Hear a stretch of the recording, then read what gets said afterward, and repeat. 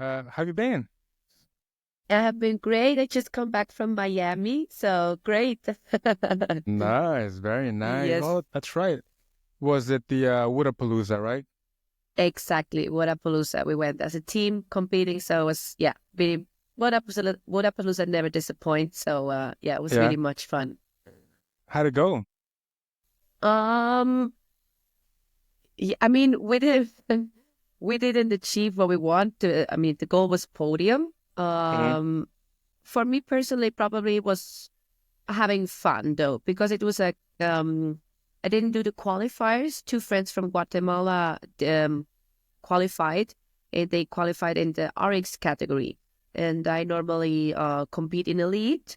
So, but one of the team of the girls of the teams couldn't go travel to Miami. So Hmm. last minute they asked me, "Hey, Lea, can you come? Can you join?" And I said, "Yeah, I mean that's really fun for me. Like there was no pressure involved, because normally, like if you compete in the lead, it's kind of like, yeah, there is some pressure and how you perform. And now competing Eric's was like having a good time, doing just your best, and the outcome will take care of itself. I think for somebody that has never done CrossFit to hear somebody say, "Yeah, we're just having fun," it's like, what are you talking about? It was though. I have to really say, like I finished the workout because I'm used to another volume and training load. I was like finishing some workouts and I was like, this was not so hard. I'm not in pain, I'm like I'm Yeah. having fun. I'm watching at the girls. Hey, go faster, let's do this. So yeah, it was this was really fun for me, to be honest. And I mean, we did some mistakes. We learned, we did some had some good events. Yeah, but for me personally, I really, really had fun. Well, that's all that matters, right? Yeah, absolutely. Yeah. Well, like I say, if I'm gonna be honest, when I compete like individual or in the elite category, um, there it's not always fun. Like Hmm. you put pressure on yourself, right? You trained for this, you prepped for this. You wanna show what you're capable of, perform well. Um, the leaderboard kind of matters. So Hmm. and yeah, for me in that case, the workouts are usually a little bit harder or a little bit more volume. So obviously you finish the workouts a little bit more exhausted. So this was different for me, with I would say, than in other experience like competitions I experienced. Hmm. All right. Well, yeah, I think I've known you since maybe back in 2017. I had just moved to Playa del Carmen, and I was looking for a box to train at. I was fairly new to CrossFit, and obviously, You were I think it completely was new, no? no, If I not all, remember. Did you have a little bit almost. experience? I don't. I had Yeah. a little bit. Okay. Yeah, when I was living in Puerto Vallarta, I had joined one that wasn't an affiliate, True. True. and Yeah. there's where it kind of sparked my curiosity. And then I joined one that was an actual affiliate, and I was able to see like there's a big difference in terms of the training, the programming, and obviously the Yeah. attention from the coaches. So Mm-hmm. whenever I went to Playa, I was looking for a serious place, and of course, there's a couple Okay. places there in Playa, and the one that I was recommended to by the coach I had in Puerto Vallarta was like, hey, go to Uh-huh. Circus. That's a very fun place. It's super international. The coaches are great. So that's how that's how I ended up. It was Do you actually remember kind of the yeah. Do you remember your coach's name who recommended you? Do I know His him? name was I don't actually know. also Daniel Daniel. from But you don't know his CrossFit family name. Bahia. No, no, Bahia. I no. mean, I know CrossFit Bahia, but Bahia, I yeah. don't know. Yeah. Okay, sorry, didn't want Oh, to interrupt. Yeah, tell. yeah. Yeah, so of course, going into circus, I mean, if I think, and I have to compare, I mean, comparing, for example, Bahia to circus at that point, walking into circus at around 11 a.m., it was like full of elites. I was like, holy shit, I mean, these guys are serious here. So maybe for some people it would be intimidating, but not for me, because I thought, well, if there's this level of athletes here, there's no telling what I can probably accomplish. So I remember Yeah, I think Luis was there to say, hey, can I try out two classes? He was like, yeah, sure, try them yeah. out. And I just fell in love, with the sport like after that. But well, back to you though. So that's whenever I met you, and I was super impressed just with the level of athleticism that you had. So maybe to kind of get this ball rolling, I'm very curious to know. I mean, now you have, been quite successful in the sport. You have gone to many events, regionals, all this kind of stuff, and, achieving all these great things. Mm. But I'm always interested in knowing sort of the history behind the creation of a champion. So why don't you take us back? I mean, what was it? Tell us who was the Lea Schmidt before CrossFit. Before CrossFit, Yeah. so people maybe don't know. I'm born in Switzerland, raised there. I mean, I was born in the Swiss German part, but studied in the French part too. When I studied, like, there's like in Switzerland, some of the school system is a little bit different. We have like there's not just university. You can study certain things in special schools. You don't have to study just at university. Yeah, So like a I did like vocational school kind of thing. yeah. So Yeah. I did some kind of like a high school in international commercial in the French part of Switzerland, which I have to say it was a pain in the ass.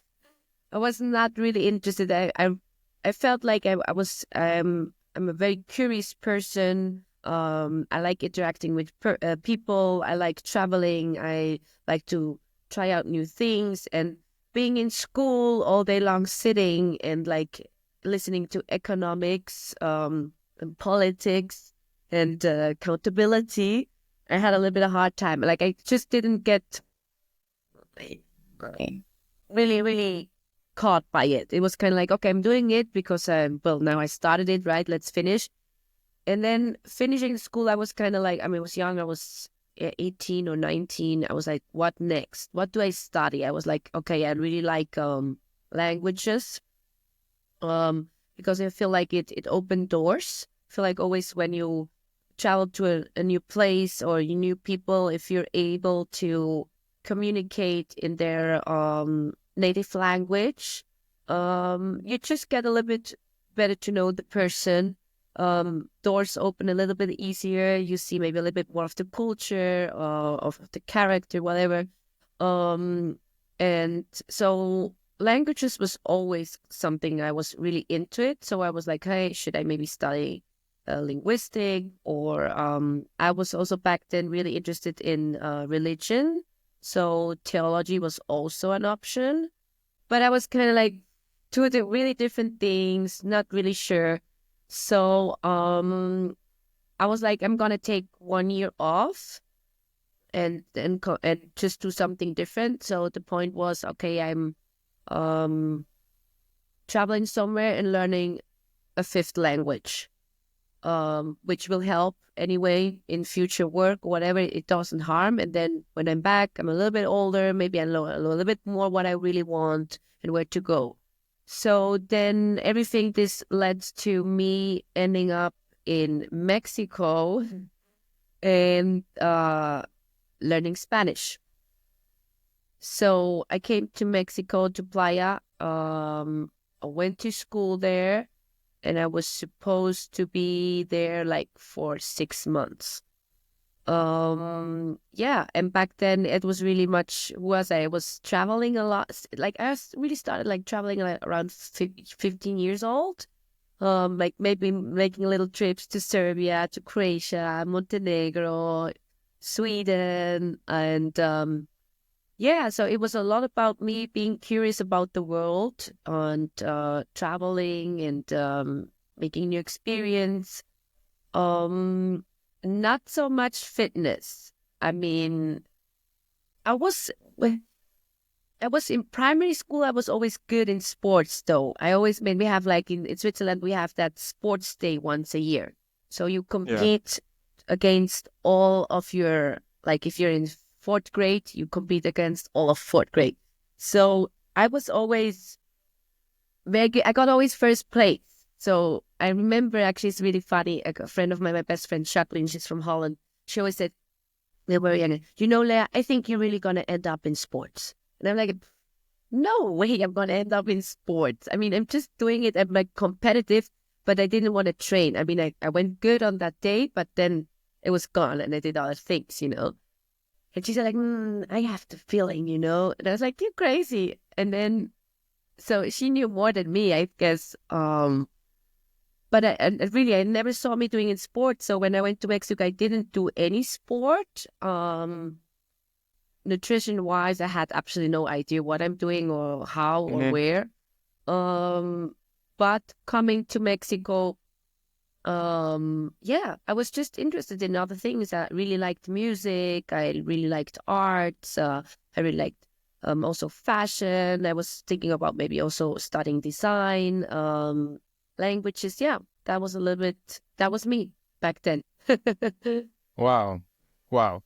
So it seems, I mean, all those things that you just mentioned uh, are sort of very far away from CrossFit.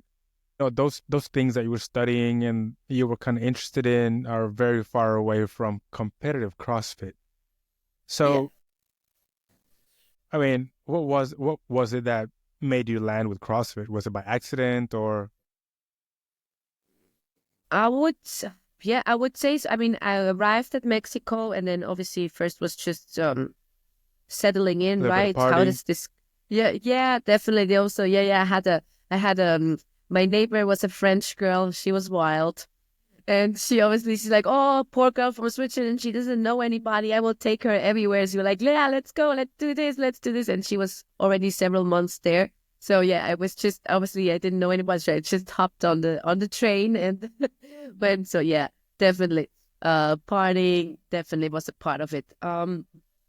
So yeah, I arrived. I mean, I just started school, settling in, trying to see how this country works and people, and making obviously making a little bit connection. But then obviously there were some time where I was just by myself, where I was alone, right? Because I didn't know anybody, and I was home, you know, watching Netflix on my laptop, and I think food my food choices were very, very bad.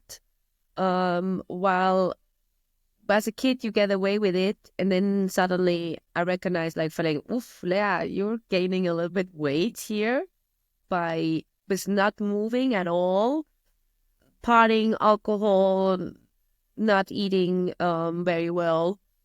And then I think there was a really a point. I remember, I think my apartment was on the second floor. So I went up a stair and arrived at the top at my apartment and I was like breathing really hard. Wow. And I was like, oh my God, Lea, you're 19 years old. You get up some stairs and you're breathing like that. I didn't feel very good in my body due to what I was eating. I was like, hey, you're still some months here, you know. If you keep going like that, you're going back to Switzerland with 10 kilos more, or right now are really out of shape. So I think you should do something about it. So I talked to I think some friends from school. No, that's not true. Some friends from the bar actually. And I had friend yes. So one friend from the bar, he said like, yeah, you know, I was a student. So back then, so I didn't have much money. I had my savings and I had a little bit support from my parents, obviously, but it was not that much.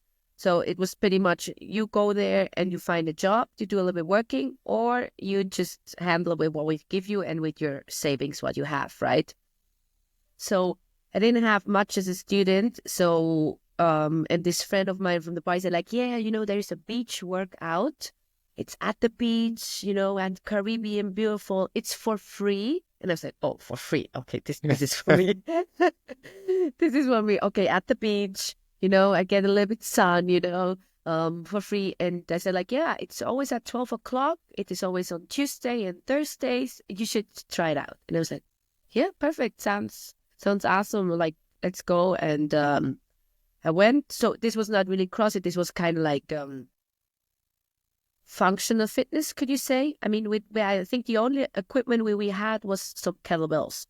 They brought some kettlebells to the beach, but besides that, it was burpees, running, swimming, lunges, squats, push-ups, all that stuff, and sometimes a little bit kettlebell. So yeah, I went to my first training and I just died, Danny. I just died. It was horrible. It was horrific. I mean, first of all, it was at 12 o'clock. I don't know what I was imagining, 12 o'clock, me, Swiss girl, really, really white, almost transparent. Sun hitting.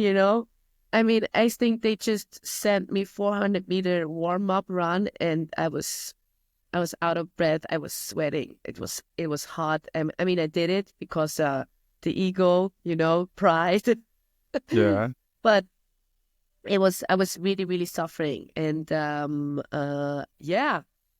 And then I said like to my friend, you have to do that with me, to my friend from Friends. It's like, please do that with me. I can't do this alone. So she joined. Yeah. And what brought me back was really much pride. Yeah. It really hurt being so out of shape. I see the other old people doing it very, very easily, working out for an hour, and I just couldn't. So I was like, just come back. But I was not enjoying it, to be really honest. So that was my introduction kind of to functional fitness. And the coaches, which was back then was Louis, was one of the coaches. After a while, he told me like kind of, hey, don't you want to try CrossFit? And I was like, what is CrossFit, or what is different to what we do right now? And he said like, it's kind of actually, it's the same, but we add weights to it. Weights. Okay. Yeah. You have barbells and weights and stuff like that. And I'm like, yeah, okay. Let's try it out. So then sometimes I went to the beach workout and sometimes I went to a gym, which is called Evolve. It was actually a general gym, but they had like kind of CrossFit classes inside the regular Yeah. gym. Yeah, and I went to my first CrossFit class there and I got humiliated once again. Yes, it was yeah, but I got still hooked because I think my character, I'm a competitive person, or I'm always expecting much from myself or expecting better. So I don't like to be shown or told that I can't do something. Yeah. So seeing myself compared with those, I remember there was a group of friends and they were like all pretty fit. They had their lifestyle, eating well, working out every day. They were a little bit longer into CrossFit. And yeah, they run a mile warm up while I did the 400-meter run, and they still came before me. So it was, it was crazy, but it got me back. I said like, this cannot be. They cannot be so much better than me. This is not going to happen. So yeah, I was not like really falling in love with CrossFit. It was just, it hurt, and I want to show better. So this kept me hooked, kind of. Yeah. Yeah. Yeah. It is kind of an ego check whenever, Yeah. like you said, when you have been very competitive as a kid or as a teenager, whatever it might be, and then you go to a place like this, and like for me, that's kind of how it was.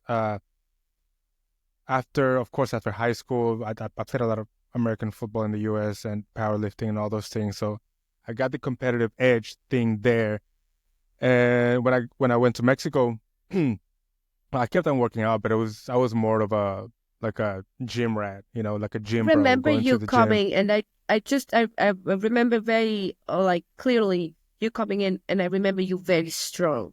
I was like, okay, Yeah, he's new to CrossFit. Obviously, all the skill stuff is new to him. But I remember you your squats was really, really strong, and I was like, oh wow, he has the foundation, the strength is there, yeah, right? We just have to add a little bit cardio and skills. Yeah, I remember you yeah. very well. Yeah.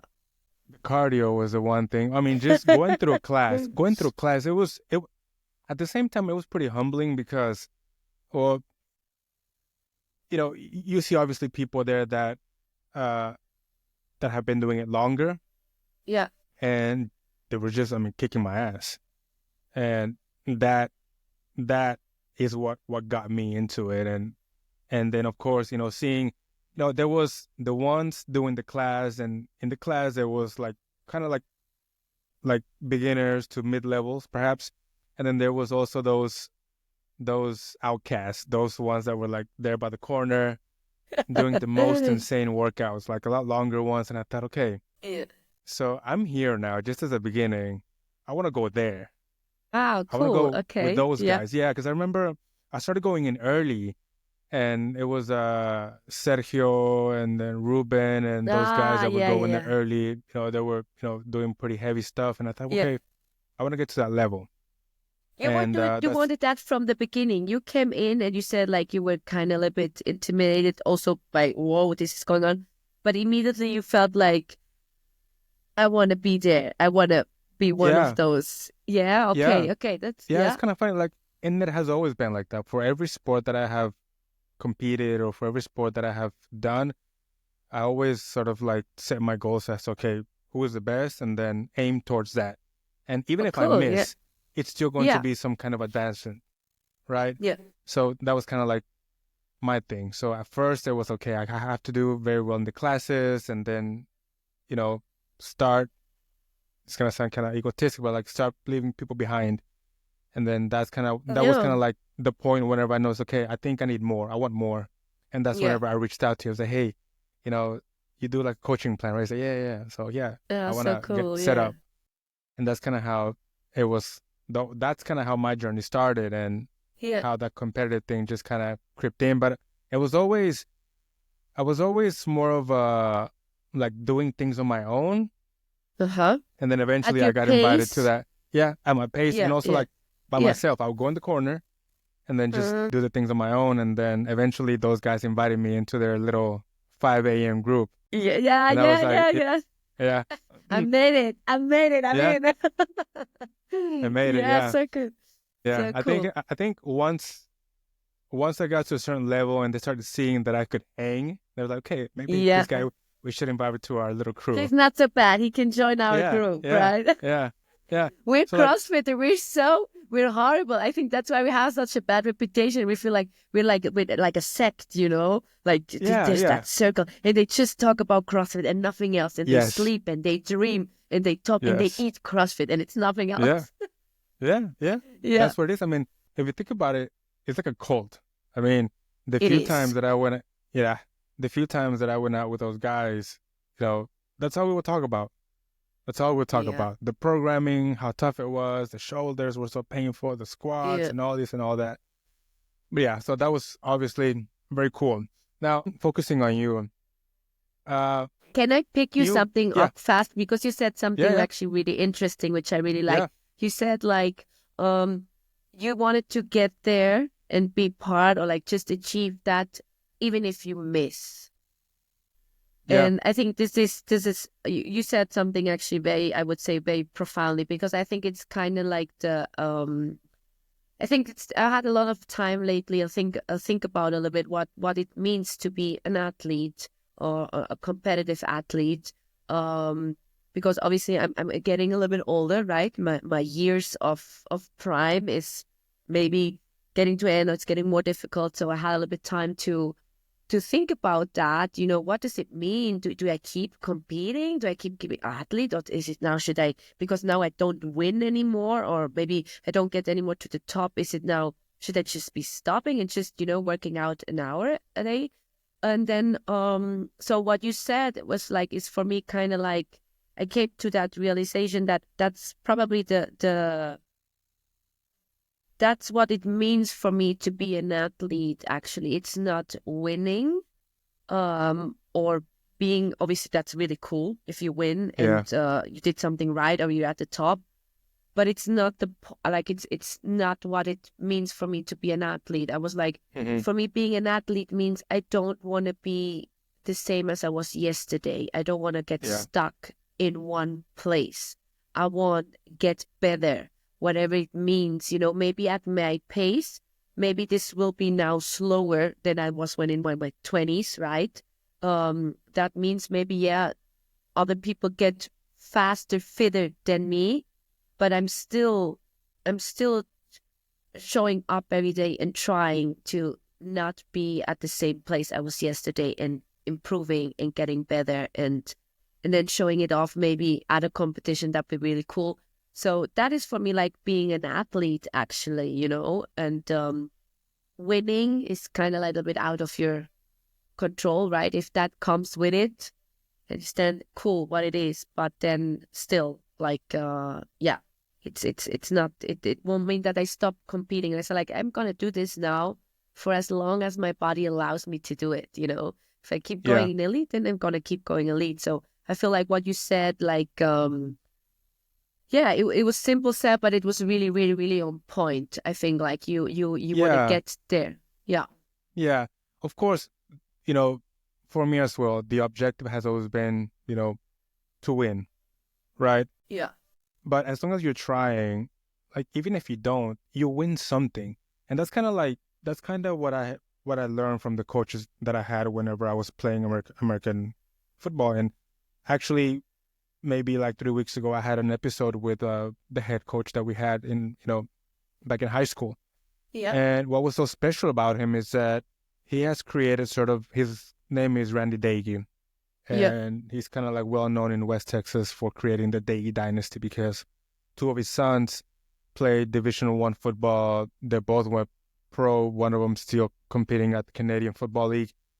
So I was just picking his brain as to, how is it that he creates an environment to generate champions? Because, if you have kids and one of them happens to make it, it's sort of like, okay, that's pretty outstanding. But Yeah. to have both of your kids become great at something, you know, there's something behind all that work that they have done, all the achievements that they have done. It's the mentality that he instilled in them. And I was talking to him about it and What was his about answer? this.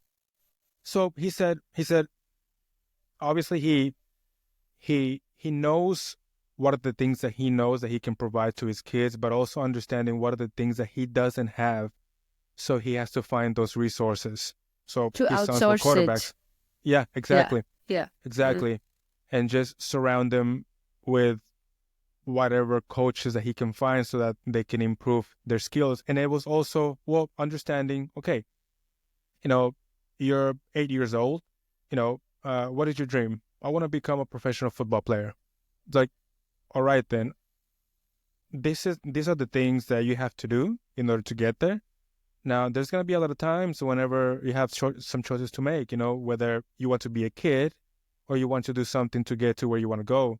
And what he's saying is like, well, they always had a choice. I never pushed them to do anything.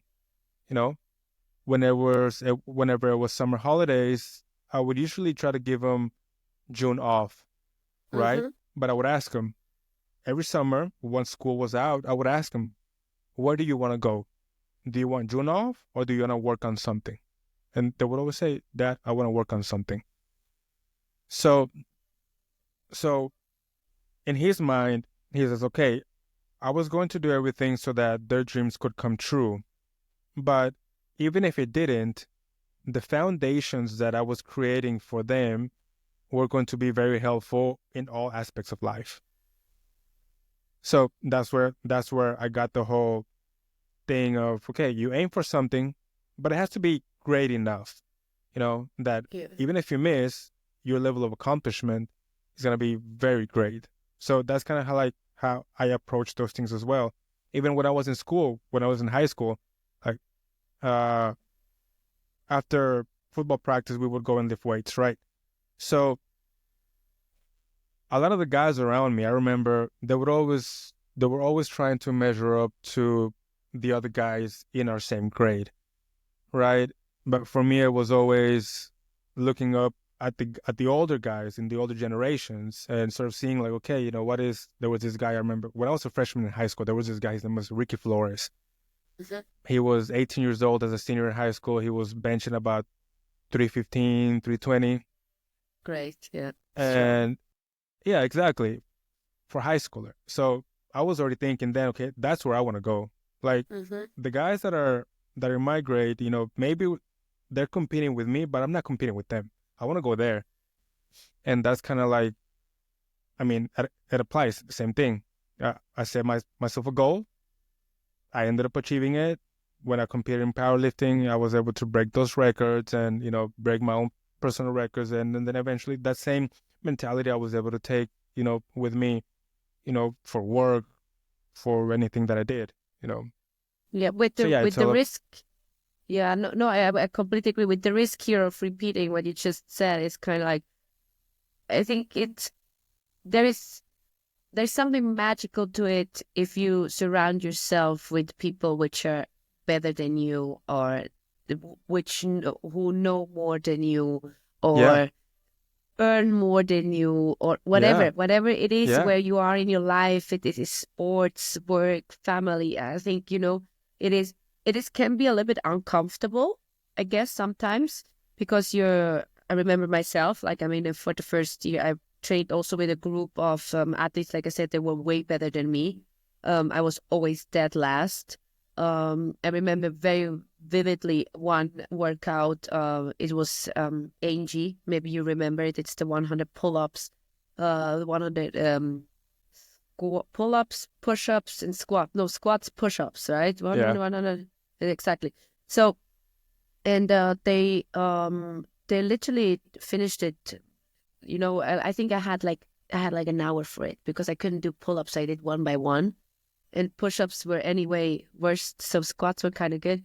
And they were like finishing the work, and they were talking and having fun and drinking, and they were just in their, messed, and they completely forgot that I was in the corner, still not getting half to workout. So they actually forgot, and they turned off the music and started talking, and I was doing my workout, and I was like, oh my, like it was so humbling. I was like, I'm so far behind. I'm not even, I need 3 times their time, you know, but I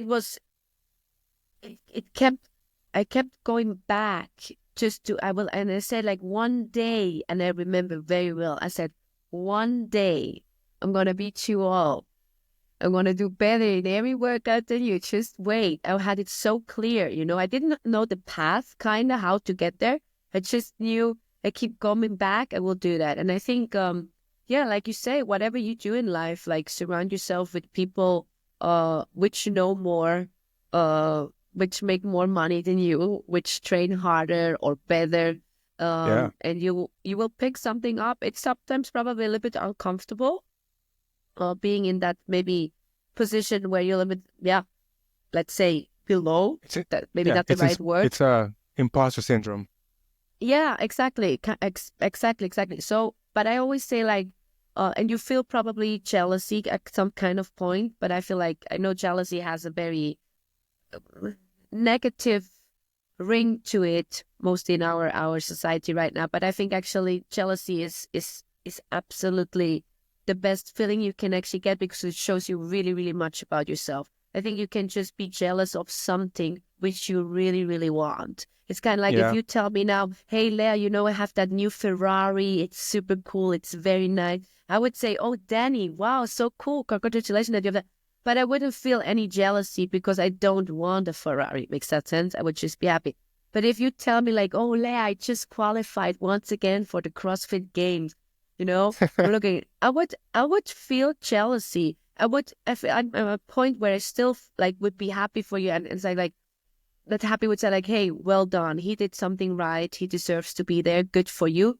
But I would feel jealousy. And this shows me kind of, oh, yeah, you really want that. That is really something you want, So I always, when I feel jealousy, I don't like act badly on it, or different with the people. I was like, oh, Lea, I didn't know it. You really want that. If not, you wouldn't feel it. So yeah, yeah. yeah, Sorry, yeah. coming back to the team, surrounding by No, yourself by better people is the magic pill, I say. Yeah. yeah, yeah. It is. It is. There's a saying that you are the average of the 5 people that you hang around with.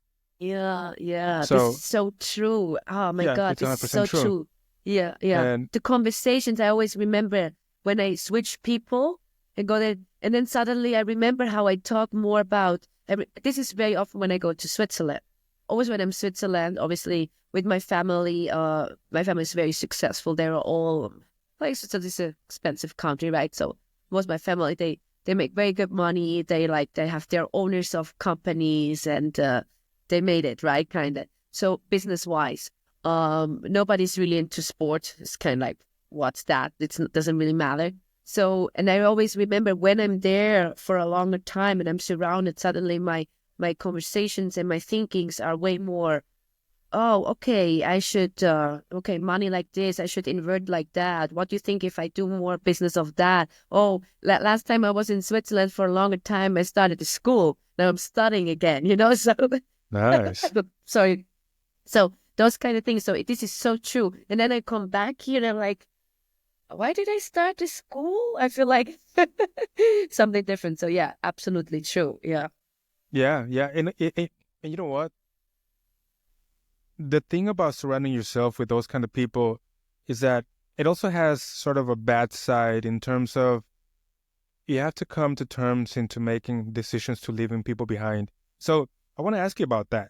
So eventually, you said you go to playa, you have Yeah. this group of friends, maybe you're partying, having a good time, and then eventually you have this transition into fitness. You want to take care of your body, you want to take care of your health. So you start getting new groups of friends. Yeah. Now, as your success eventually started picking up in terms of you got fitter, and then eventually you got the spark like, hey, I want to compete at the highest level. What was it like leaving people behind for you? Perhaps friendships that were not aligned with the goals that you had? This is a good question, actually. It is, how should I start? So I think I was always really good in leaving people behind. Oh, Yeah. this sounds awful.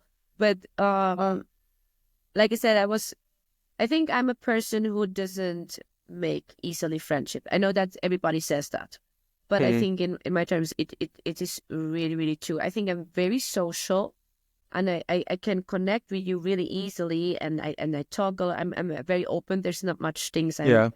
ashamed of or I don't share. So maybe I talk so people sometimes get the oh yeah, she's my friend because she's sharing that, but it's like just you're somebody I know and we're good. Friendship for me means like I really take time outside of the gym and outside of my work and I make time for you. Like, even if you're far away, I give you a call and I maybe share something which is very, very, very personal with you. Hmm. Then and I don't have a lot of those and I never had. I remember also in school they were just like I had some best friends and like I said, like the friends I have from Switzerland, I have them. I know them for 25 years, and I'm since 14 years. I don't live anymore in Switzerland. But we're still in touch. Every time I come back, I see them, and it's like just nothing happened. Then I'm leaving again, and we maybe don't hear each other for months. Yeah. It's kind of like, and that's okay. So I don't know how should I say. So because I had always not a very big circle of friends, like very close. And I made those decisions also very, like I said, I started school in the Swiss German part, but I remember after second grade, I just said like, yeah, I'm moving now to the French part. So I left actually Swiss German and I moved to the French. It's like I started from zero. I was Hmm. some friends stayed, some friends did not.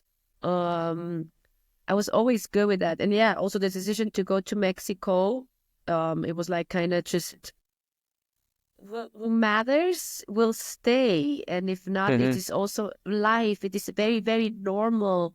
I actually enjoy that kind of that I have friends. They're completely okay. We don't hear each other for months. Everybody has their life, their family, their work. On different. That is normal. You're on different planes, right? And Yeah.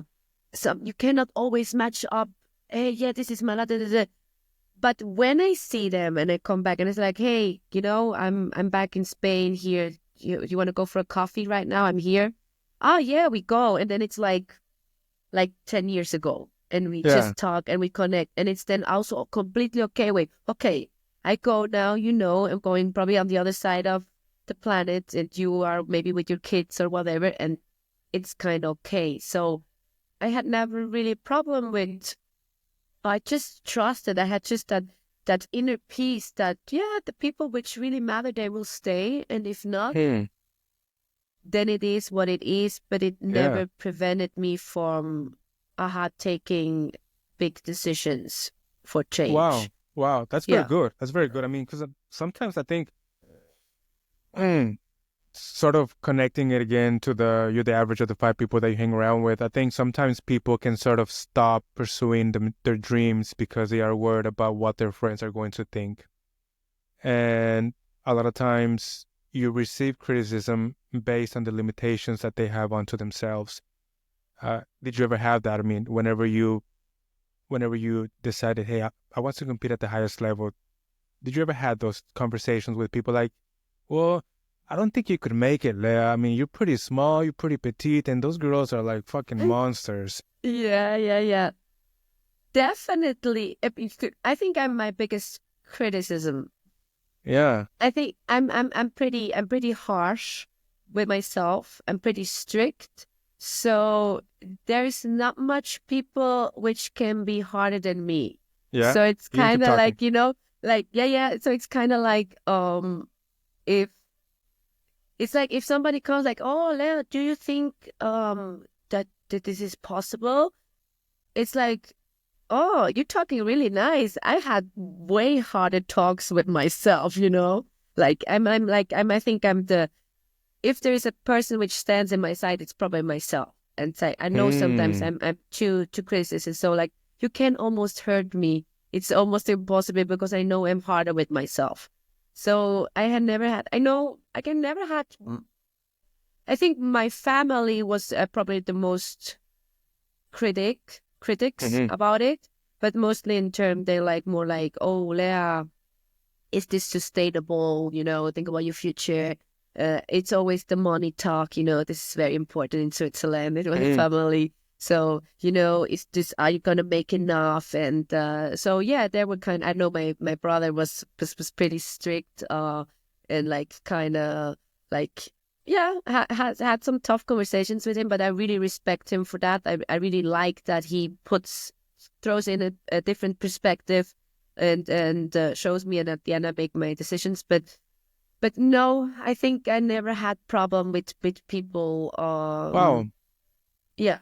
That's pretty interesting. I don't know if it may be like I mean, I'm just trying to like looking at it from different points of views. Like, well, sadly, sometimes if I think of my culture, like, well, sometimes Mexican culture can be a little bit harsh in terms of criticism for our own people. Yeah. But I mean, now that I have lived in the U.S., I've lived in Mexico, now living in Finland. Like for example, those are some things that I don't see here. For example, like criticism towards other people's dreams about what they want to achieve. Like, uh, I mean, I asked that because, like, I've encountered it at some points with like friends throughout my life. It's like, hey, I'm going to do this. They're like, no, you're not. He's gonna be here with us, with the rest of us. Yeah. I was like, oh, fuck off. But I mean, of course, Did it affect? I mean, now different no, cultures too. Did it affect? Do you feel like I think that is really interesting. Because you also lived in different places yeah, around the globe. And it is.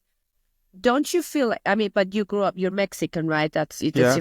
your parents. So do you feel a difference in terms of, for example, yeah, from people from the States or from Europe, how they how direct they are, or there's sometimes that because I get told a lot, oh, Lea, you shouldn't say that. This is hurtful, and I'm like, is it?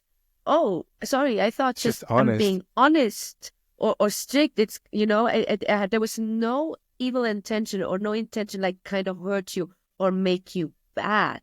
It was Mm-hmm. just like this would be my thoughts. Would you not consider it? Like Mm, it's actually being honest and direct is actually kind of the way of like I care.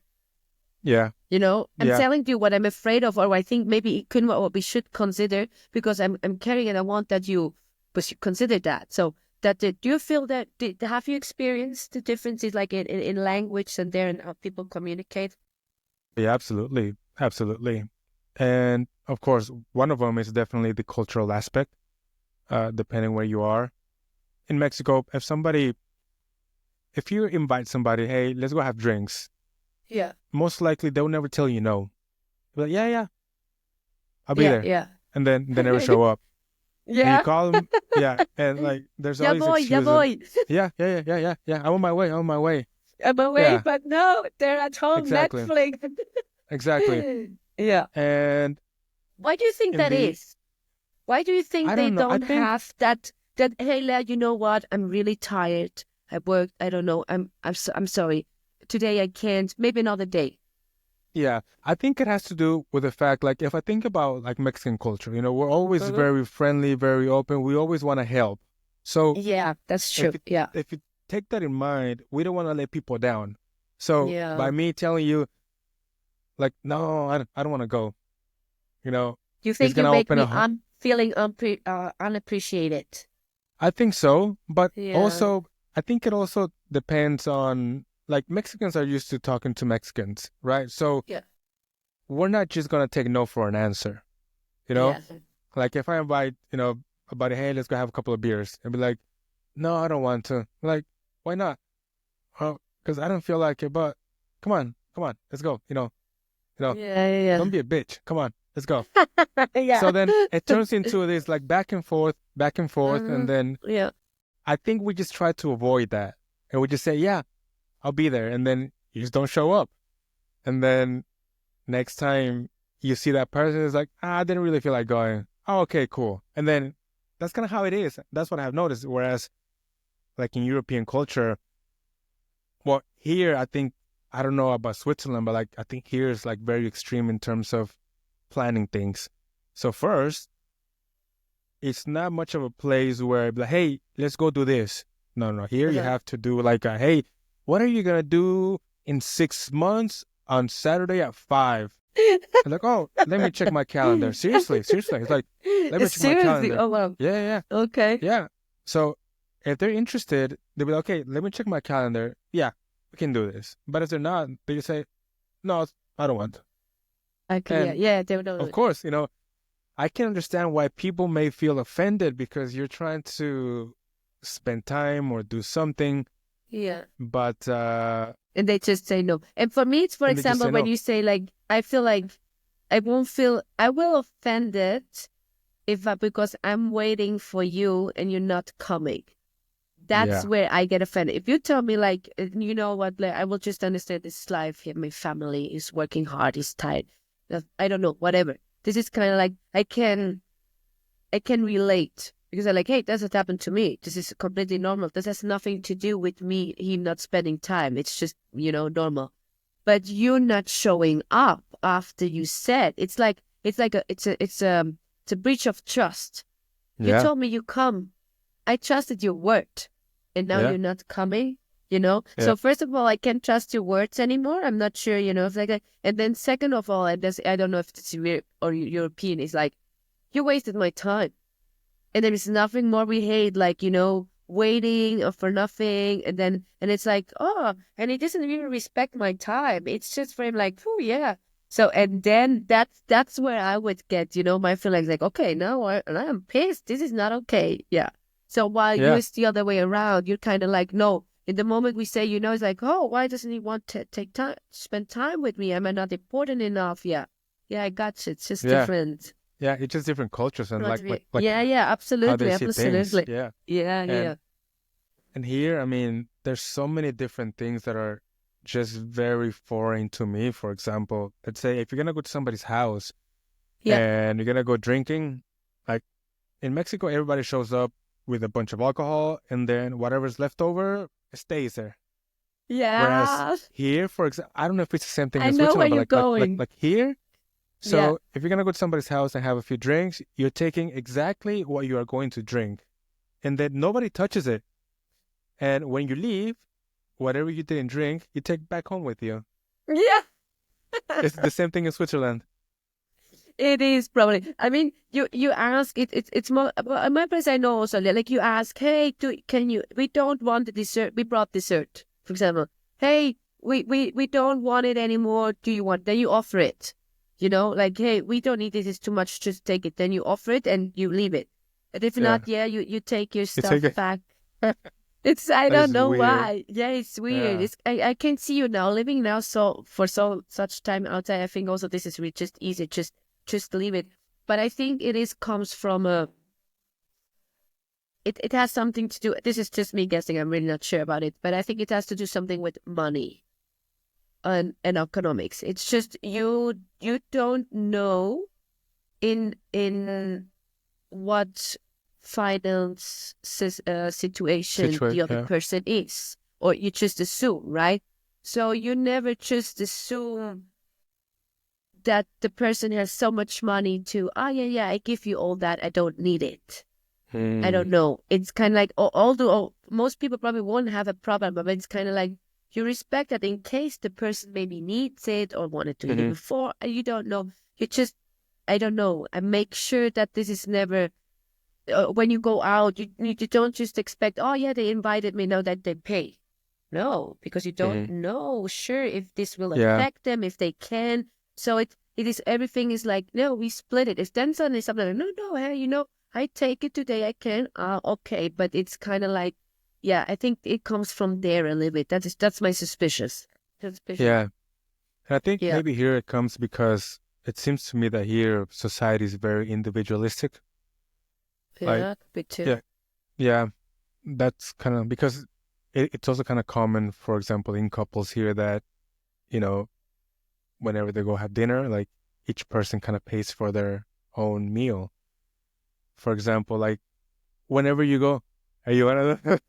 I one of those, but not tell Yeah, it. But it's a really yeah, good topic. But it comes again yeah, from the same. It's kind of yeah, like,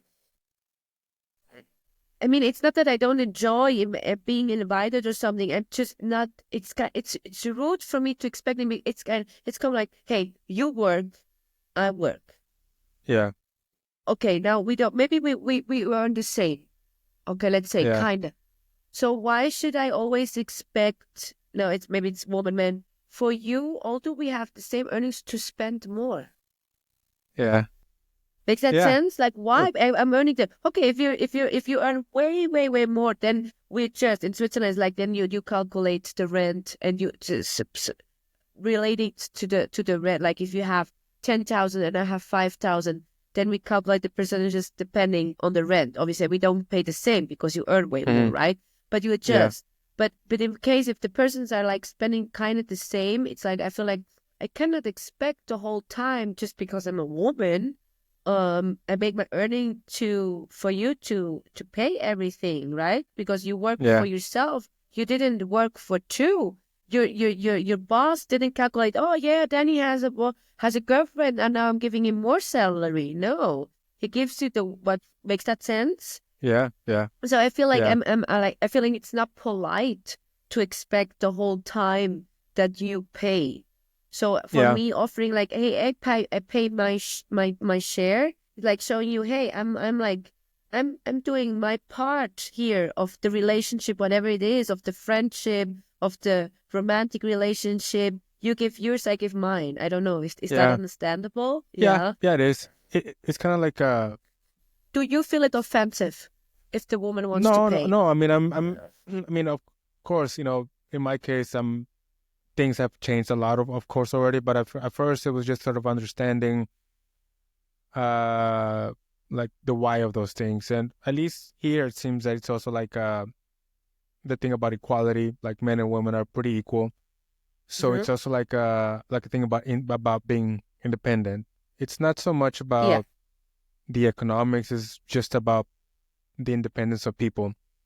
Yeah. And whenever we would talk about those things, it was like, okay, of course, eventually we found a way to sort of like mix it together. It was like, okay, why don't we do this? One time, one day I'll pay, one day Yeah.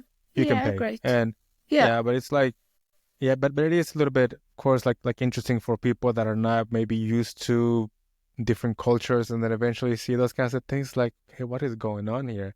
I mean, What's another going on? Yeah. cultural shock that I noticed whenever I first came to Finland was, for example, in hotels, the beds each like there's like one blanket for each person, Is that the same case in Switzerland also? Yeah, Yeah. absolutely. Yeah, So yeah, yeah, yeah. so I think it's more like a European thing, like the whole Yeah, like maybe. Yeah. independence thing, more individualistic. Yeah. And I It's in kind of opening the option, I feel like. yeah, I feel like at yeah, the end, if you want to use the same blanket, if your man wants to pay for you, everything that is great. And if you have that, I'm not opposing it. But in yeah, case you yeah. don't want, there is the option, and nobody's like kind of, yeah. I feel like But if we women want to be so independent and we want all the same things than the same men was okay, then also show yeah, up and do the same as men do. And that means to provide for yourself, yeah, right? yeah. I mean, of course, like all those things in reality, like in practicality, they're pretty smart, because what if you don't want a blanket? Then you don't have to worry about the other person, with or without a Yeah, blanket. So yeah, I get that point, but of course it's interesting because, well, growing up in Mexico and then in the US, like you just don't think about those things because you grow up the way that you grow up, right? yeah, But yeah, yeah. but it's definitely interesting also how culture affects like how people do things and how people work, for example. So going back a little bit to the Yeah. CrossFit. Yeah. We're drifting away, but it's really cool. Yeah, it's fine, We're it's hitting fine. different topics. Yeah, yeah, yeah. Yeah. So back to the CrossFit topic. Yeah. At which point, what was it that gave you a signal that told you, hey, Lea, I think you have what it takes to compete at the high level? Oh, this is a little bit painful.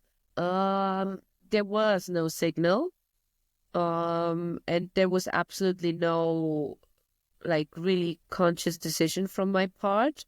Mm-hmm. Um, I think because I was just very my character is competitive and I'm a perfectionist. I just got Mm-hmm. better and better and better.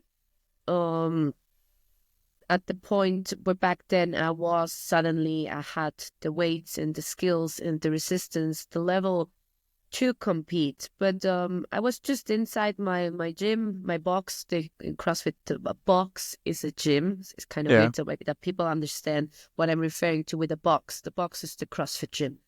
So I was in my comfort zone, and that was good there. I had never planned to go out or compete or anything of that, and I actually didn't really believe it that I have it. Never. I was just every day showing up and trying to get better and better and better. Um, and it was actually a friend of mine, Paulina. She lives in Spain now. She's just signed me up for a competition. She said like, Lea, uh, look, here it was in Mexico City. Here's I have your flight. It's already bought from the competition. You're signed in, so inscription is done. You have just to get where you are and you sign up for the competition. I was like, no, I'm not gonna do that. I don't want to do that. I don't feel ready. I can't like. But then she said like it's now all done. You're in because she believed. Yeah, she saw like what she saw from me and she knew me that I'm ready for it and that I should do it. And then yeah, I just did my first competition and it was not really fun. I was very, very stressed and I was very conscious about what would people I felt like people are expecting much from me, or I Mm. myself. And I was afraid to not live up to the expectations from myself. And people like they say like, oh no, that's not that good, mostly. And then yeah, it was very stressful and but I didn't perform actually pretty bad. I think I got fourth place in In your that first competition. competition. Yes, yes. And then yeah, and then again actually a little bit the same as when I started CrossFit. It's kind of like I wanted to do better. I was like, I have to do better in stress situations. I have to be better next time. If I now started it, this cannot be the last experience. Fourth place cannot be all. So I kept coming back to something in the beginning I didn't enjoy that much. And I think because basically mentally I was I was very fit physically, but I was not mentally an athlete. Also, I was far away from having an athlete mindset of knowing like, hey, this positive self-talk, and realistic setup. Okay, hey, this is maybe not your workout. You just do what you can and be happy with this, or also attacking when I knew I was good. Okay, now Lea, this is your time to attack. This is your workout. So many things and aspects of the mental state of an athlete was still not clear to me. I had no knowledge about it. I mean, also nobody teach me or something. I was just good at working out, right? So and that's so very, very different things, I would say. Like, so I stumbled a little bit into competitive CrossFit, actually. Also my first I did my first open. Open, for people who don't know, it's a qualification. It's the first qualification process of getting to the CrossFit Games. CrossFit Games is the highest state which we have in our sport. So I did my first open in 2014. It's just fun because everybody was doing it. So I was like, yeah, if everybody does, I did it too. In 2015, I qualified to regionals. Oh, good, yeah. So regionals is is one step before the CrossFit Games. It's like the second highest state. And this was my second year of CrossFit. So how should I say? I was at the level, suddenly I was in an environment which was way actually too good, too high. I mean, I qualified physically because I remember being there. I was next to one of the top tiers back then in CrossFit, and I was so intimidated. There was one event. I remember it was a snatch event. You had 2 attempts to lift a max weight of snatch. And I started with the weight I would never miss in my box, but I was so nervous, and there were so many people, so I didn't know where to look and to focus. I missed my both lifts, so I had 0 pounds for that lift. So I was like I stumbled into competitive CrossFit, physically being ready, but not mentally. So my first CrossFit competitive experience were just very, very tough and a kind of a little bit stressful for me. I learned how to enjoy and manage stress and be better way later. Took me several years to really get this rolling. Yeah. So there was back to your question, so there was no really a decision from myself to, oh yeah, I'm ready, I'm going to compete, and I have it. Okay. Yeah. Once, obviously, as you're developing your mental strength, if we want to call it that, you're able to control a lot more, obviously, the way you're feeling, the mental state, maybe that pain cave that you fall into almost anytime you go into one of those workouts. But do you still get moments of self-doubt whenever you're in that pain cave, for example? For me, it was actually the other way around. It was me getting into the pain cave and being there was not really a problem for me. I think that was what I was good at. I was always very good in resistance. So if there was nothing which holds me back, like a very heavy weight for me, that I said, oof, I can't do 10 in a row like the other girls. I'm gonna do singles, right? Like that weight, or some skill if there was really a movement like it's just go in and push, that was my strength. That was good. So what I learned, I think, with time is actually attacking. I think that was what I gained and earned, is having the confidence to stand in front of the work and actually not knowing what is you have no control of the other athlete's fitness, right? Maybe they're better. Maybe they're better at your favorite skill or favorite movement because they're just better, right? Whatever reason. You have no idea, but standing in the line and say, like, this is a good workout for me and I'm gonna attack it. having that confidence of like pushing hard, you know, and not being, oh, no, hold yourself back. You maybe burn out, or you maybe not good at this, or maybe you don't make the 5 reps, just go better with 3. That was me. That was me. Always a Mm. little bit holding back, making sure, you know, and then with time I learned in some events, obviously in other events, you have just to go, right? But like learning like, okay, Nola, attack. Go. It's go time. This is yours. You won't fail. Have trust. If you go upside down, you can breathe. Even if you come hard breathing, hands are walking, that's fine. Stuff like that. I think yeah, was for me the biggest win. So was it always to you? So kind of seems to me that it was always very easy for you to sort of block out what the other people were doing and just you focusing just on yourself. Yeah, I think you're right there. There was just the other people were probably not really a problem. I mean, not that I'm not aware of. Like, I mean, you know, sometimes athletes and you know, oh, she's a very strong athlete. She has some of the competitors, you know, with time, you know, oh yeah, she's very good at handstand push-ups, or oh, she has very good squats, stuff like that. And so I'm obviously aware of that. But I think, yeah, I was always my biggest enemy. Wow. Like, yeah, Wow. I think always when I failed, I think it was on me. It was me not being in a good mental state, or yeah, like just So you have to always not, had this, yeah. So you have always had this high level of accountability, it seems. yeah, you could say, yeah. I Wow, think, yeah, that's very that's very well impressive. said. Yeah. Yeah.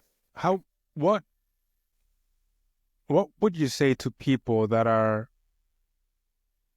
trying to do something, whether it's in the same sport or something else, that they could work on to build that self-confidence and that accountability so that they can block out the outside noise? Like, it seems to me that for you it's very natural, but for other people it may not. Like, what are some things that they could work on to develop that? It's a really tough questions, to be honest, and I Mm. wish I would have that magic sentence or that magic routine, do this every morning or believe. But I really, really believe that we're the sum of our experience, of our education, the people which surround you, which build your character. And then at Mm. the end, you are what you are. And I always, even if I'm very strict with myself, I always kind of know I'm capable. I feel very capable if I want to. And being strict with myself, I don't see it as something negative. I feel Mm. like it's me holding me to the standard, Yeah, not the high dropping standard. below. Yeah, for me, it's kind of like if I don't want to be too nice to myself, because then I'm going to drop below. No, you have to keep it high here. So maybe that could be my answer. Maybe there's not a very good answer, but holding yourself to high standards, you Mm. know, like have like ideals, and really hold on to that, even if in tough circumstances and not just when it suits you, you know, Mm. what you expect from other people, be capable and able to give it first, you know, and if Mm. not does. So that's, it's kind of probably it's a way of living. I don't do just not in sports. I think in my relationships with that. I mean, with my family with that. I mean, in my works ethics are really, really high. Um, so yeah, I try to live up to my own standards, and they're very high. I set them very high because everything else is mediocre, Yeah. and I don't like to be mediocre. I think that's probably a little bit of fear of mine. I would like to be, I would like to be special, different, that I have achieved something outstanding, or have given something outstanding. Okay, or somebody feel like, oh yeah, Lea very rare made the difference for me. That kind of tip or whatever she did made it. I don't know anything. So sorry, I don't have really a very good answer for that. Oh, I think there is things that people can take out. I mean, I Yeah. think you said it very well. I mean, if you can manage to hold yourself to high standards and try to live up to those, more than likely, more than half the time, you're going to be achieving that goal. Yeah, And probably. and the result will be given from those things. Like Yeah, it's if it very maybe interesting. creates then confidence, like what you said. I mean, if you see like, hey, I'm holding myself to high standards and hey, I made it. Look, on this time I did what I was posing to me. I probably maybe that creates a good feeling, that creates self-confidence, that creates belief, and that you feel capable. And maybe doing that then creates that character or that habit, what you're asking for of of believing in yourself and not caring too much what other people think or say of you. I don't know. Yeah, I I think would that's imagine. yeah, I think that's very well said. I think Yeah. sometimes what stop a lot of people is not the self-doubt that they have in themselves, but what other people may think about the thing that they are doing. Yeah. That's Yeah. always a sad thing. You know what I Uh, think about this is also really interesting. I think it's a lot in our head. I think yeah. we we think that people think about us. And I think it's actually very something very maybe it's also that I don't believe that people think that much about me because everybody has their own life, there's Hmm. stuff going on. I mean, is let's say for you, you have your kids, you have your wife, you have your job. There's so much going on. Sometimes you're definitely stressed or worried. Is Danny really going home now and thinking for the next 3 days? Oh, Lea, she missed that snatch. Oh my God, no, he has better things to do. So I'm maybe not that worried about people thinking about me because I think they don't think that much. I think they just tell in the moment their opinion because we all want to share opinion. We feel like entitled, like, Hmm. oh yeah, I'm going to tell you this is a bad idea. And then we turn around and do your stuff and we don't waste another it's like there's a little things like there's just a few people in my life they share me something and then I maybe keep going thinking about like my best friend like oh, okay Ivana, my best friend was from Switzerland, she has that issue. Can I help somehow? Can I do something about it?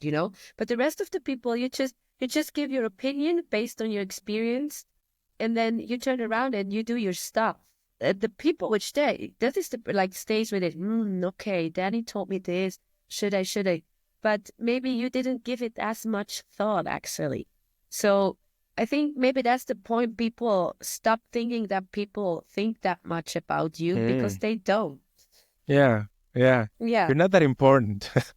Yeah, no, you're Yeah. not. It's Yeah. really sad. I mean, I would say like, hey, you're very important. Think about you as important, but we're not. O sea, you are very important in your life. You're the most Yeah. important. That's why you think so much about yourself and what do I do and how should I do it. Da, da, da, da. But that's for every person. So also the other person thinks mostly about their self and maybe they're very, very close ones around them, right? And yeah, maybe that's the Yeah. reason I don't think that people think about that much about me. I'm not that Mm. important. Cool. Cool. And I think, I mean, some of the people that I have talked to, I always seem to find those things in common, those things that you have said, because they are so focused in the thing that they are doing that they just block out all the bullshit. And I think that's Yeah. something pretty interesting how that's like one thing in common with most successful people that are doing something great in whatever it may be. Whereas, well, sadly, sometimes other people just focus on unnecessary things.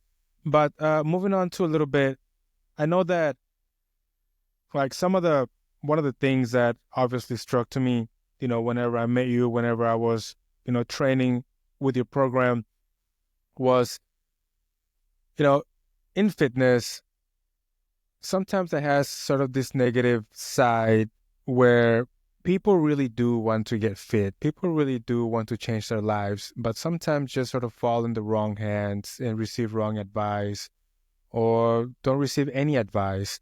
But something that I noticed from you was the dedication that you had towards actually making sure that the people that were under you were actually improving and learning new things or becoming better at whatever it was that they were doing.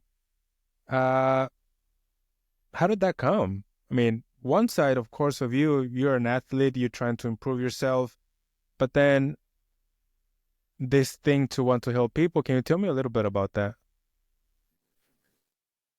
It is I just there's pretty much I just care. I really, really do care. I feel like it's a little bit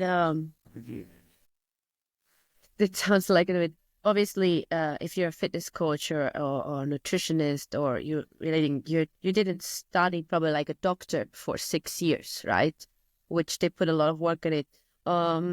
But I still feel like kind of I have the same responsibility. Like if a doctor comes and he cuts you off, you want to trust him that he knows what he does, right? So because you put your life in their hands. So you don't put maybe your life like directly in my hands, but I feel like kind of if somebody comes to me with their body, with their because for me fitness and health, that's kind of it's the same, it's related, right? And trusts me with their body and their health. I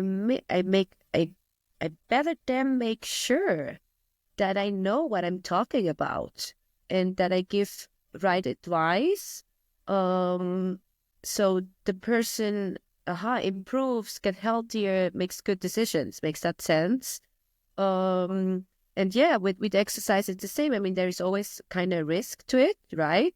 So I want to make sure that you feel like, okay, yeah, I'm good hands. This is safe. This is making me better. This is making me healthier. Yeah, I feel it's a responsibility I have. And I take it serious.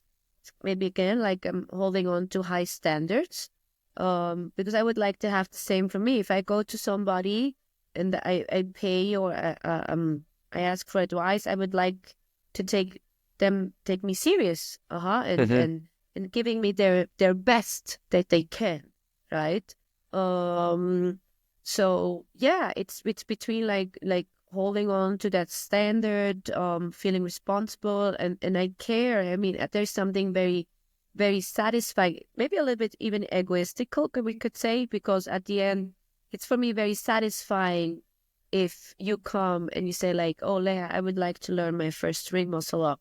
And then I'm the one who makes it happen. You know, it's a very satisfying feeling for me. It's like kind of like, oh, good, Lea, all the things you learned, you studied, you maybe tried out, you worked, you put now into practice with your clients, and it paid off. He's happy, he's satisfied, he got what he want. And you were holding on to the standards because you told him that you can make it happen. So you better make it.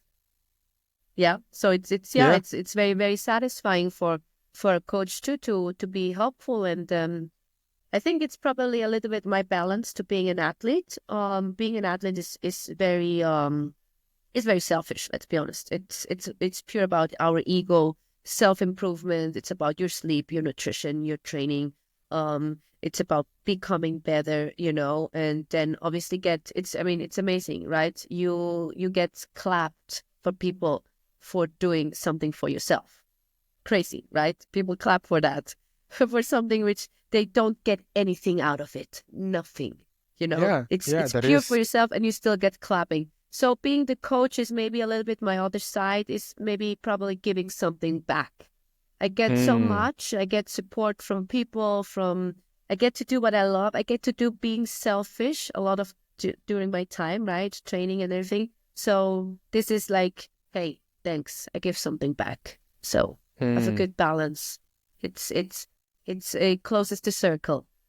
Beautiful, beautiful. Yeah. Looking back in retrospect, did you ever think you were going to be able to make such an impact in people's lives?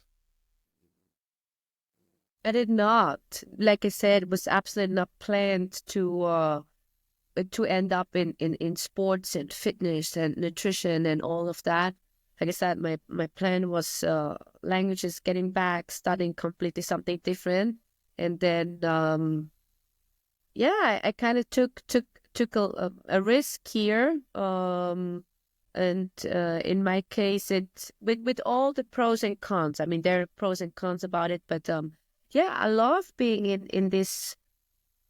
I think I really love my job and doing this. I feel like I'm in a luxury side. I mean, a lot of people, they have maybe jobs which is like, I have to do this because Hmm. obviously I need to eat and I need to earn, and or they have hard jobs. Maybe you're in a service where, imagine people where have to receive complaints, so you all day long have to solve people's complaints. This is really hard job, right? And I Yeah. get to work with actually people in their happy time of their day. They Yeah. come to me or they do sports because they want to, this is their Yeah. good time of the day. That's our free time. That's what they do from their self. So Yeah. I have kind of like the good side, I could say, from Yeah. people. Definitely. Yeah. So I see it as a privilege to work in that area, which I am, and also liberty. So I really really like it where I am, but there's always opportunities to grow and keep educating yourself, right? But never saw myself doing this, but feel very privileged and to do it. Yes. Yeah. Yeah. I can only imagine just the level of satisfaction. And those are some of the things that I was talking to with my coach as well. He had studied to become a petroleum engineer and became a football coach. And Yeah. just it's just kind of crazy to think. I mean, you're living now in Mexico City. You have lived in Yeah. Playa. You have been to all these other Yeah. places, and uh, it kind of seems to me that the group of people that you help has grown quite a lot from 5, 6 years ago when you were in Playa till now. Maybe you have a bunch Definitely. of Yeah. people, and I've always been a firm believer of sports can really change your life in a very positive way. From the point of, if you're maybe a little bit overweight, that can get taken care of. It can build confidence. It can build self-belief in yourself. It can just change a whole bunch of things. That's something that I was asking to my coach. I said, do you ever realize the impact that you do on people's lives? And he said, not at first. He said, but until years later, I started getting phone calls from previous athletes that I had coached that said, hey, coach, I did this big thing, or I became a father, and the foundations of being under you as an athlete have guided me into being a good father, being a good husband, or, all those kinds of things. And that's one of the reasons because I already knew what a coach could do for me. That's also one of the reasons whenever I started CrossFit and I wanted to improve it, that's one of the reasons I decided to go to you, of course, because you also see, as an athlete, you also see, in a coach, also in a way, things that you admire and things that you want to become or take from that coach. You think, okay, if that person got to that position by working hard, I'm sure there's a lot of things that I can pick out of if I can just be under their lead for a while. So yeah, I think that's great, the thing that you are doing, and it's always very admirable when I talk to people like you.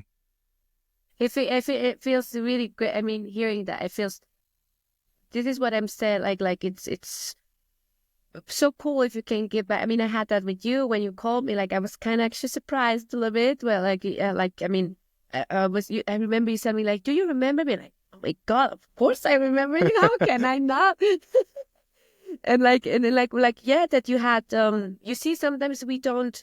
I mean, I remembered you very fondly, and like when you come in, like, oh yeah, Danny, like you said, the one with this very very strong squad, and he got so fast into in shape, and he was very also focused on performing well and dedicated, also to do stuff, his mobility work, which is not so much fun, but he still put it in, all that things obviously I remember. And like obviously Mari, I remembered, that us going out, and a lot of things came back, but I have to be honest, I didn't expect that you remembered our time or my coaching or what I did so well, that you felt like, oh, it had a great impact on me. So it came. Sometimes maybe we don't realize how much impact we have. We just do a job, we give our best, and then depending on the person, it has its impact, and on other pieces also we have to say sometimes it's a little bit less, right?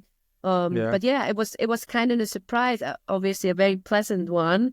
But yeah, maybe sometimes we don't realize it as much, that we really have an impact, or we think it's very simple and not. And yeah, I can understand your coach. Yeah. Yeah, yeah, absolutely. So, how long have you been doing this? How many years has it been? I mean, when did we open? Like, well, when we opened Circus, like it was really funny because you remember that Circus. Right now Yeah, it's Fibonacci, right? We yes, switched the Fibonacci.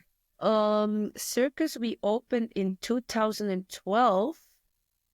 Um, the business, but then I was more into doing the administration stuff, Okay. kind of stuff, everything's paid and da. I was just sitting there learning and observing much of the other coaches giving the classes, um, which was really good, because I learned, oh, this works, this is good, this is not so good. So for a really long time, I was just observing, but already doing CrossFit. Obviously, I was working by myself out, going classes. Working as a coach, I think I started in 2013. Okay. Not So, 100%, but that's I remember well. Yeah. yeah. So from all this journey that you have had so far, what have you discovered about yourself As an athlete, as a coach, as a person, as a person? um, oh my God, there's that's a heavy question. Then it's a heavy question. um, eh, I mean, I think a lot of things. There were so many changes. I mean, if you just right now, my first feeling when you ask me that is just I'm I'm I'm very grateful for all the experience I could have. Like I said, like I was able to start a business, being a business owner. I had the opportunity to be an athlete at the highest stake in our sport. Um, I was able to like evolve as a coach, as a mentor, and I'm still doing it. Like I said, I keep studying. Um, there's so many different aspects and time, like I could live that side. I think I'm very diverse, and I was able to, even if it's maybe everything a little bit in the fitness branch, but I was able to live those out, those different characters and personalities I maybe have. Yeah, and I'm very, very grateful for it. And it also, I think with the time also, it showed me like that I'm capable. I mean, even if there's setbacks, there is nothing I can't solve. And if there is, don't you worry, because you can't do anything about it. So why worrying, right? So yeah, I think that would be nice. Like just out of my belly, that's the answer I got. Yeah. Hmm. Yeah, very well said. Talking a little bit about challenges. Uh, if you don't mind me asking, I know you recently went through a divorce, and well, while everybody in life sort of goes through difficult times, and they have Yeah. obviously the responsibilities to family, to their job, to whatever it may be, how do you cope with that, and yet you're still able to perform? Yeah. I mean, the change I went through was like, I mean, we all go to breakups and switch and changes in life, right? I think I had a little bit a drop in performance. Maybe people don't think it because I just made it in Skype, but I remember then after my divorce, I went just to Wodapalooza Elite 2 after my breakup. That still did very well because I think it was recent and I was still probably not really realizing, oh, Lea, you just made the big change to your life. Not just that I separated after a very, very long relationship. I also switched job, kind of. I've started somewhere. I switched country.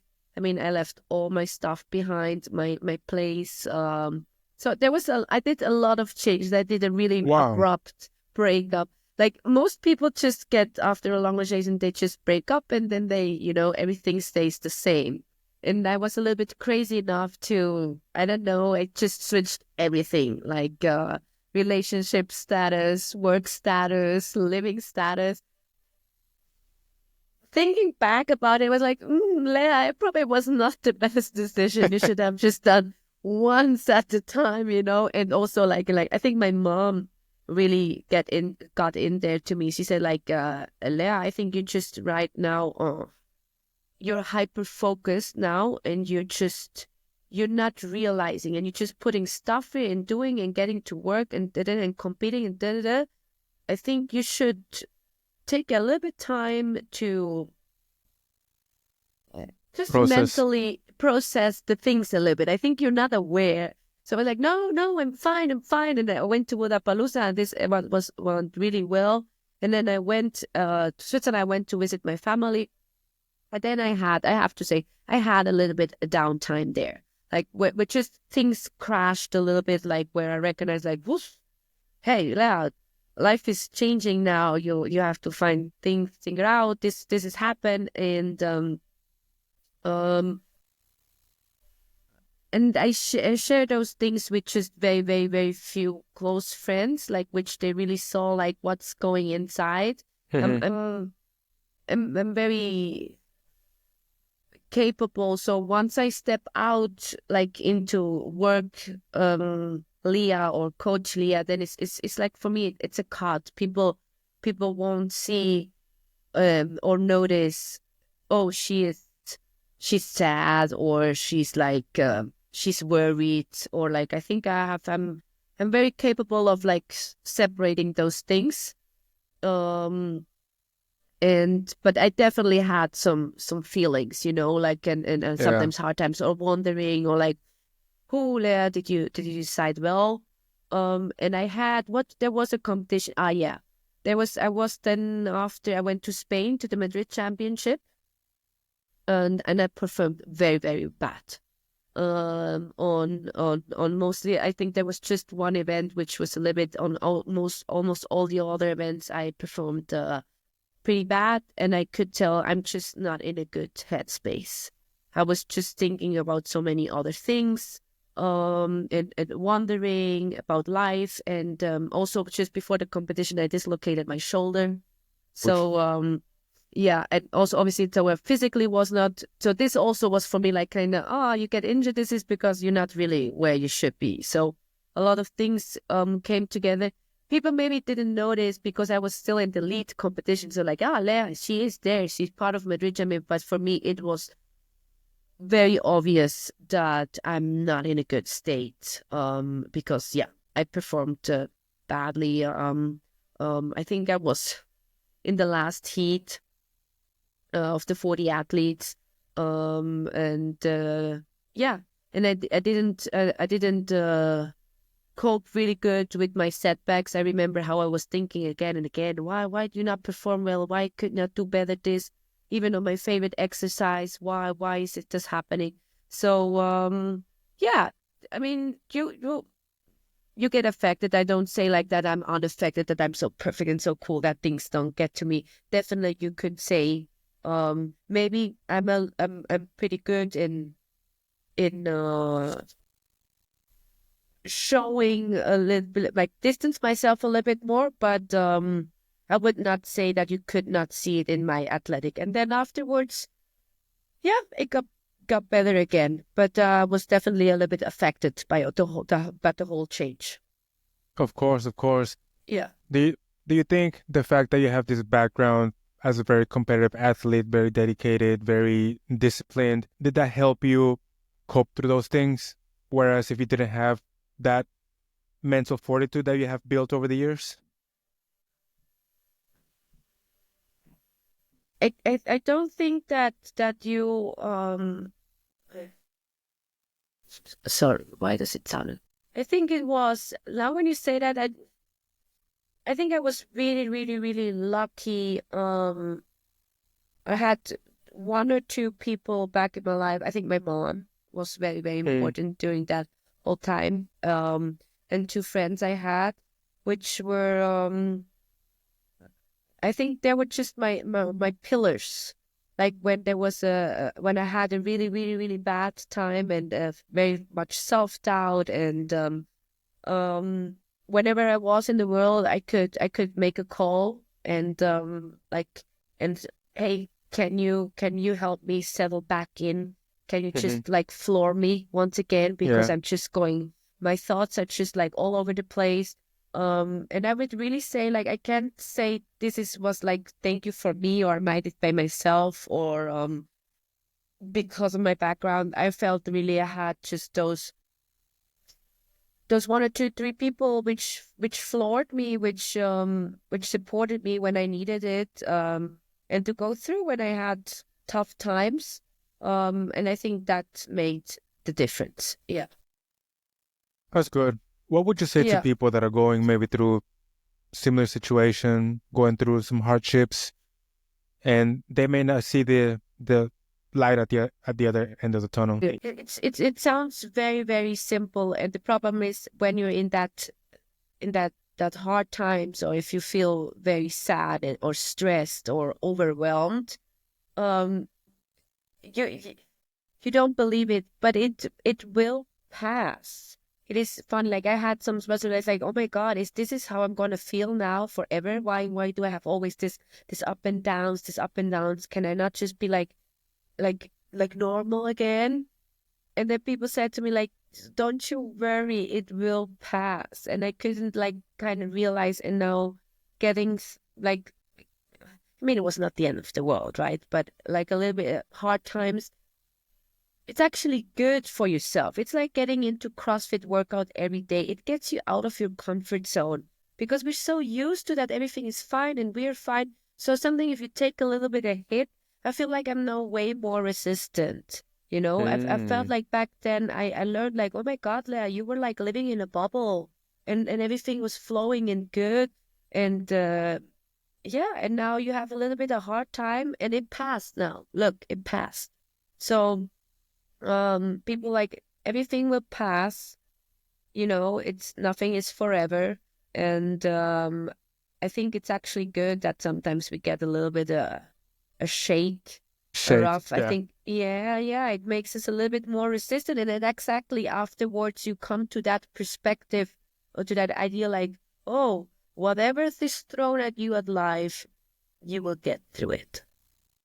That's what I learned. Yeah. Very well said. Very well said. Yeah. Yeah, I think of course, you know, any little thing, I think it helps people. It's just seeing examples of the thing is sometimes whenever we see people that are famous or that have certain level of status, you know, people forget that they're human beings as well, and that they go through trouble, that they go through certain things, and just because Yeah. just because it may seem that uh they have everything going on because they're traveling and whatnot, but there's a person behind every one of those things, and Mostly now with our social medias, right? yeah, Because what yeah, this includes me. What do we post? We yeah, post the good things of our life, what we yeah, enjoyed, what we want to remember. I always say like my Instagram is like my diary. I wanna remember, oh, I went to this competition, oh, I visited this country, I was with those peoples. So so it's very it's we're living in a time where it's not where we're not very transparent. Like yeah. it's like most of my day is not being at Vodapalooza working out at the beach with friends. Okay, my every day is waking up, studying, working, making food, getting with the dogs out, working again, and then sleeping at 10 o'clock, So, Yeah. so yeah, Yeah, that 100%. fails picture, right? Yeah, which we have a little bit. It's very dangerous right now. Yeah. Yeah, of course, like, well, people just have to pay attention to those things and not to get caught up in those things exactly. I mean, that's the reality. Yeah. Everybody's free to post whatever they want, and the reality is, why would you want? I mean, I don't know. I think it's great that you post all these great things and that people post positivity. There's enough shit Yeah. going on in the world now that we don't need more of it. We Yeah. need more True. positivity. Yeah. On that, what are you working on now? Work right now. I'm like I said. I'm still studying. I'm in a school in Switzerland, which is really cool. It's online. I could go to the campus right there, but they have also everything available at classes online, so I can do it from wherever I want. It's I already studied. I'm a nutritionist, but it's a little bit more profound about nutrition related to with biology and hormones and how you can help there. So this is really, really interesting right now.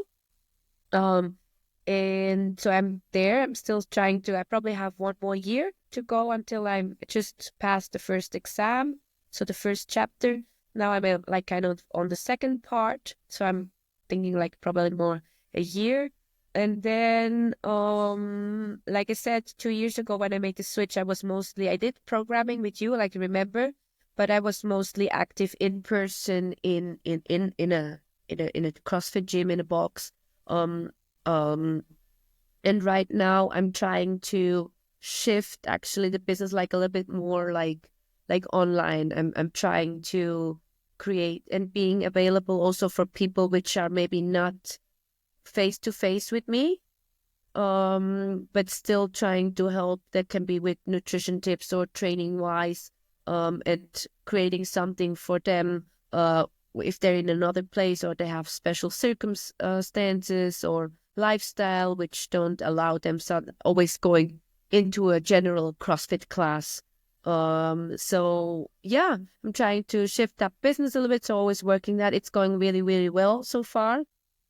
And and then I have the coming up. I'm trying to get into the semifinals or sanctionals, whatever you want to call it, for the season. Season just starts now in February for the CrossFit Games. So I'm trying to do the qualifier for the Far East Throwdown. If I would make it, that would mean I would be in May competing in South Korea. Wow.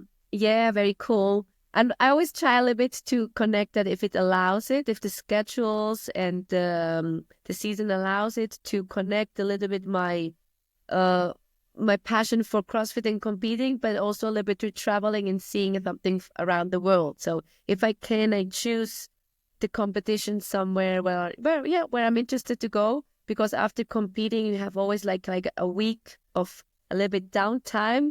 So can travel a bit around. So that would be, that end of May, I would be in South Korea, hopefully. So yeah, that's a little bit the plans right now. Nice. Nice. Yeah, So, would it be fair to say that you are pursuing your dreams?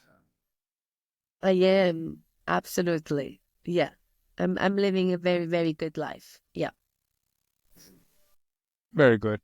Very good. Yeah. What would you say to the people that are perhaps a little young girl, little young boy who's barely starting to discover something that he or she may be passionate about?